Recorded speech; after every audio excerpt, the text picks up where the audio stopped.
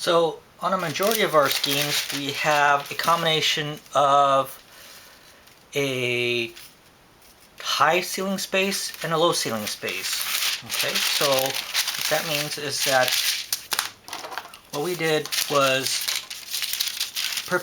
on purpose, we gave you two different heights of ceilings.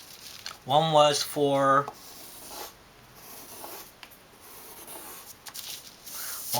the living room, and the other was for the bedrooms and all the others. Okay, so if we have this thing where the living room space is 20 foot high,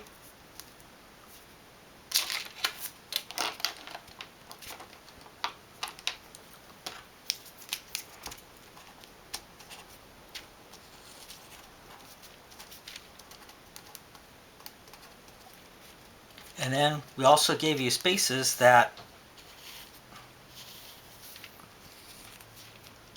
were also 10 foot high, right? So on this side we have the 10 foot high spaces.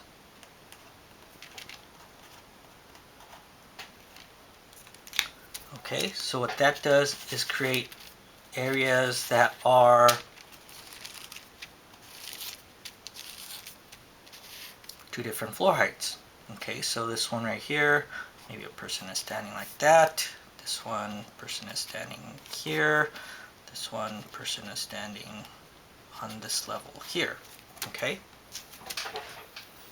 Okay, but what we're going to do is to, just like how we did the floor plan, we have to plan for the section being offset in a different way as well. Okay, so we're going to do the same thing that we did, offset this little simple diagram. We'll apply it to this drawing right here. Okay, so what happens is that on the double height space, well, we're going to leave the floor constant, right? And we talked about it in the floor on the floor plan that we're going to do one side or the other, or maybe in the center as the vertical wall goes. So I'm just going to take this thing and put it to this side. Okay. So that means that this wall is going to go like this. This wall is going to go inside. This wall is going to go outside right here. The roof is there.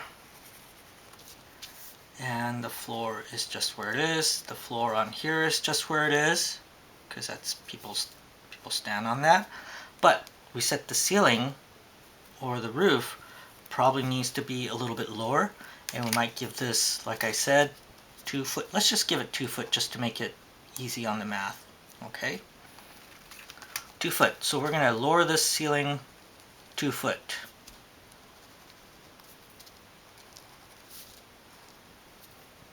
Okay, and then we also need to lower the floor, let's just say 2 foot, just to keep our math a little bit simple.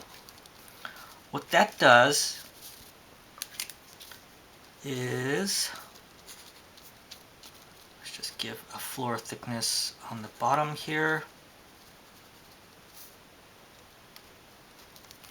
What that does is to make our ground line somewhere, let's just say the floor elevation line, okay? This is still 20 foot. And this portion right here is still 10 foot.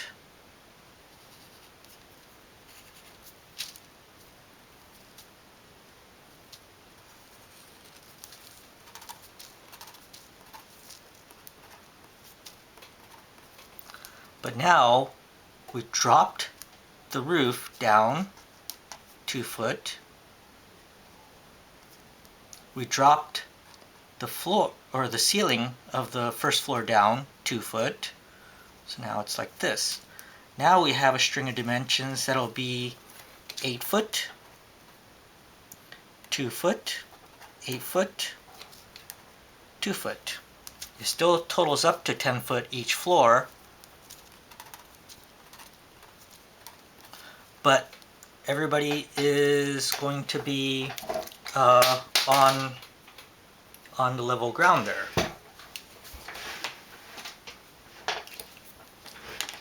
So everybody on this floor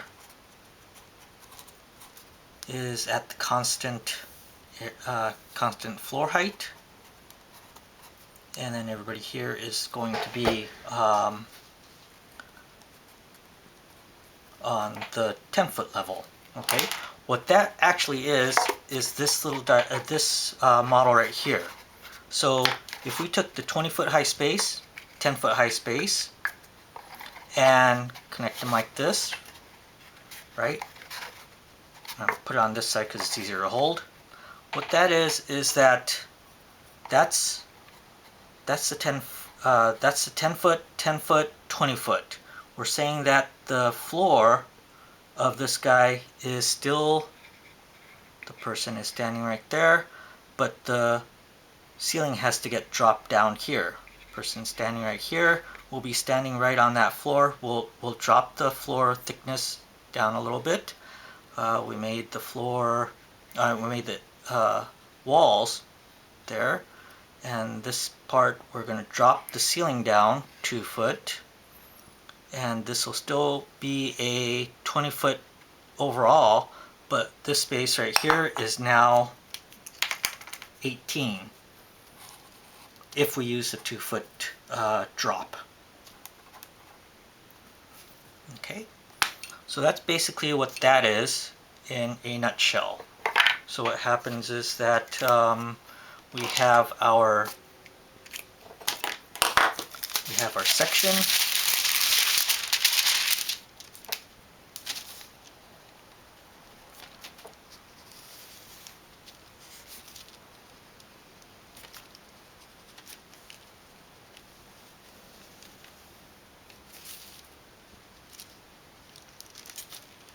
like so. That.